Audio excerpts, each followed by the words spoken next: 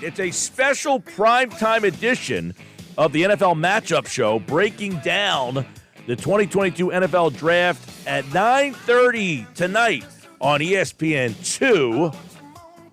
One of the hosts of that show, Sal Paolantonio, who will be covering the Eagles on draft night. I just got that sent to me as well. He'll be one of 4 reporters with the teams, and you will be focusing in on Howie Roseman and the Philadelphia Eagles. Sal Paolantonio, how are you? I like the way you said that. Prime time special NFL. You know, I don't get to be in prime time very often. It's kind of nice. Well, it's tonight at 9:30. You guys will be going through the draft, breaking it all down. And look, this draft is a very important one for Philadelphia. They got 5 picks, Sal, in the first, 101, I think, is their last pick of the third round. So they have 5 of the top 101 picks in this draft. You are correct. When you have 5 of the top 100 picks, you have a chance to really dominate the draft. They got 2 1s, a 2 and 2 3s. So you have a chance to really bolster the team. I mean, it's set up right. And as you know, I said on your show, they weren't going to pick all 3 they had in the first round. I said they were going to trade it. We talked about it on your show first several weeks ago before it happened. There was no way they were going to pick 3 times in the top 20. It didn't make sense. Set themselves up perfectly. Now they have Howie Roseman has 13 picks in the first 3 rounds over the next 3 years. That's the most in the NFC. Only the Texans have more at 14. And as we know, the Texans are irrelevant, so it doesn't really matter. But he's set up. And what I'm reporting tonight on Channel 6 is that Roseman is talking to teams all over the first round, prepared to trade up or down to find a couple of starters on defense. You know, with Jalen working out in California on his passing game, I think with a little help on D, a couple of starters or a couple of major role players, they can supplant the Cowboys as the division champs. Sal, when you say they're looking around to try to find starters, you're talking about proven players, finding players that are established veterans.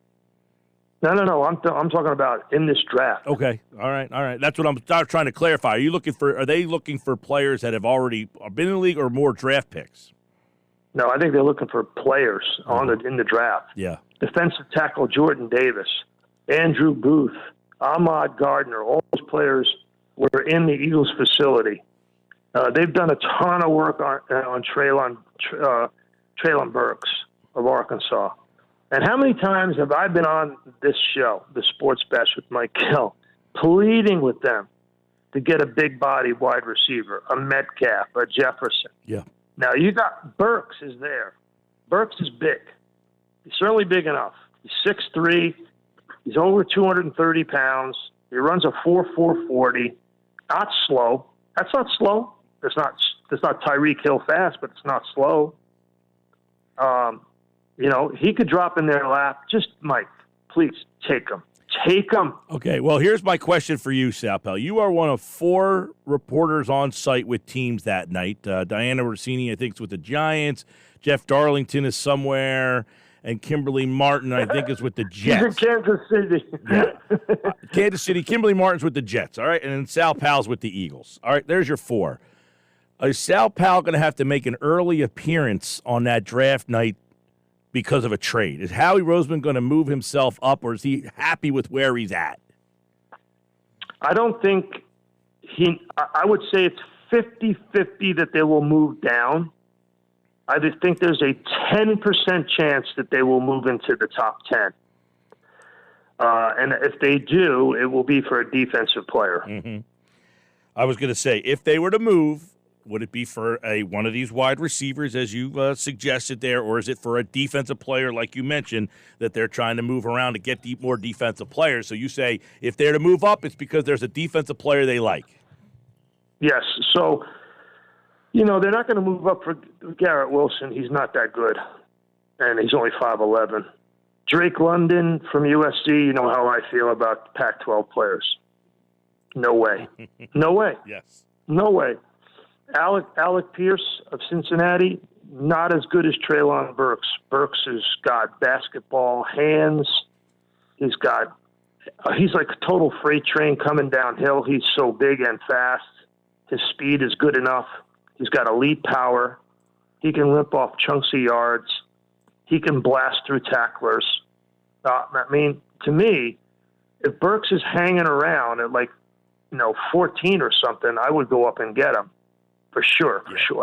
Now, your friends over at ESPN.com today, Mr. Todd McShay, he has the Eagles going with Jamison Williams, Alabama, right conference, but coming off of an ACL. Do you think that would that deter Howie Roseman?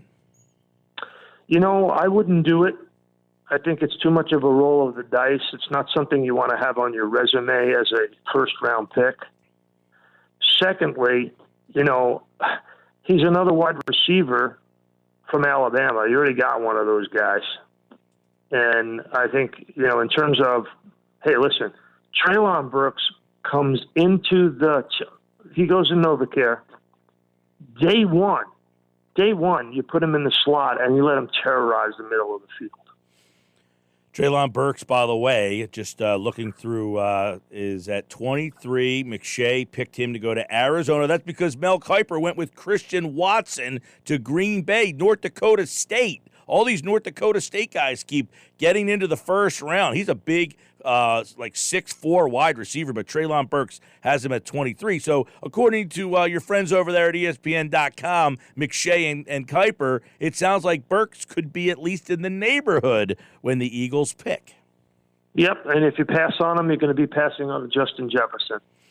Well, that would be a big problem then, and that would be a big mistake. They've made that mistake before. That would be 3 receivers in the first round. And they have the luxury, though, Sal. I guess that's why they can think about doing that. If they only had 1 first-round pick, it would be hard to do that for a third straight year, don't you think? Yeah. So, I don't think that they're going to pick a wide receiver, go up for a wide receiver. I think if they're going to go up, it's going to be for a corner. Right. Or a defensive tackle, because the way that they're building the roster, they're not going to pay any more money to the defensive tackle position. They need a first-round pick on a rookie contract at D tackle. That's what they need. Someone who's going to be the heir apparent to Fletcher Cox. Right, I agree with that. So I'll be surprised if, or somebody who's going to be the heir apparent to Brandon Graham.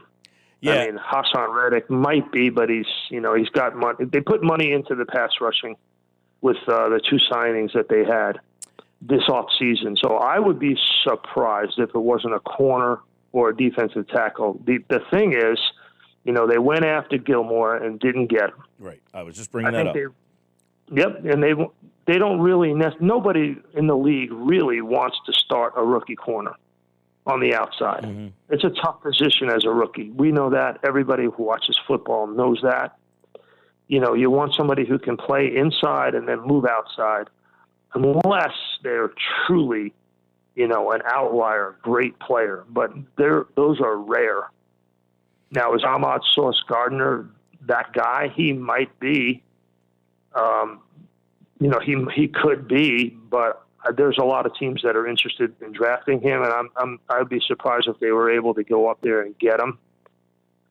So I don't see them moving up necessarily to get a wide receiver, possibly a corner, definitely a defensive tackle. That's where I see them possibly moving up to go get those players. But again, it's a 10% deal. It's hard to do. Everybody says, "Oh, yeah, I want to move up. I want to move up." It's hard to do. And there's a lot of draft capital you have to put in a player who will demand a big contract down the road. The special primetime edition of NFL Matchup Show tonight at 9:30 ESPN2. Sal Paolantonio, let me ask you then, you take a look at, for years and years and years, linebacker, and everybody laughs. Linebacker, is it a possibility? It is, because I think Devin Lloyd is that good. Devin Lloyd out of Utah is that good. So let's say they're at 18. They already got the defensive tackle. And, maybe they slide down a couple of slots and pick up a pick. Maybe they trade with the Steelers. Steelers want a quarterback. Steelers want to jump ahead of the Saints, who are at 19. So they say, you know what, we got to go get our quarterback at 18. Mm-hmm.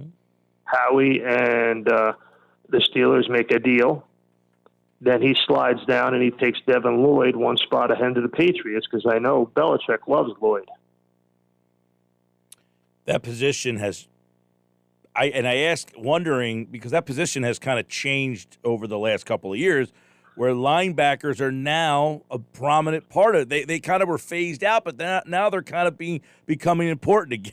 Not that they weren't important before, but there's a bigger importance. Look at Tampa's defense. Look at some of these defenses where the linebackers they have roving around. Sure, and you're playing a lot of sub packages, so you sometimes only have two on the field. Right. If you only have two on the field, they better be good. And so far, the last couple of years, Philadelphia's has not been good. Although they brought Edwards back, they seem to like him. Kaiser White they brought in from the Chargers, so they seem like they have at least stabilized the position if they don't target a first round. But I love what you said because Devin Lloyd is that good, and I hope Roseman feels the same way. But I like the way you mapped it out there with Pittsburgh getting involved and moving them back. Yeah, so, Howie talked about it at the owners' meeting. The buzzword around the league is roster management because so many of the premier positions are getting big contracts with guaranteed money. So you need rookie deals on other positions. Yeah. So they dumped money into the defensive end spot. They put a lot of money into the linebacker spot. They have a hole at corner. They know they're not going to bring Fletcher Cox back after this year, so they got to have the heir apparent to Fletcher Cox. And there are good D tackles in this draft. So look at what they've done to give you clues as to what they are going to do. That's a good point. Now, they whiffed on a lot of wide receiver deals, right? Mm-hmm. It's clear they want a wide receiver. They sniffed around Christian Kirk, the guy from Atlanta who got suspended, Calvin Ridley, right? Yep. Yep. So they have done a lot of work in trying to get another wide receiver in here, and they're looking for a slot guy who can create his own shot. Treylon Brooks, he can do it. He can create his own shot and break tackles, and he played basketball. He's got great hands. Remember that guy, Nick Foles? Yep. Remember him? He played basketball in high school. Remember how softly the ball landed in his hands during Philly Special in the Super Bowl? he squeezed it like it was a baby come down, from out the window. Well, they could use a guy like that. They got one on the other side last year. This kid Smith can play. They got one on the other one. They finally hit on a receiver last year. If they can do it again, I'm okay with that. Real quick, Sal Pal, tonight the matchup show 9:30. What's in the A block? What are you guys chewing on first? We're gonna go all over the quarterback position, and we're gonna break down why we think there's a certain quarterback. And we're gonna give it away. Certain quarterback TVTs here, professional TVTs. You ready? There's a certain quarterback in this draft that's separate from the others, and we're gonna try to prove tonight who that is, and that quarterback has the ability to step right in and play the position right away in the National Football League.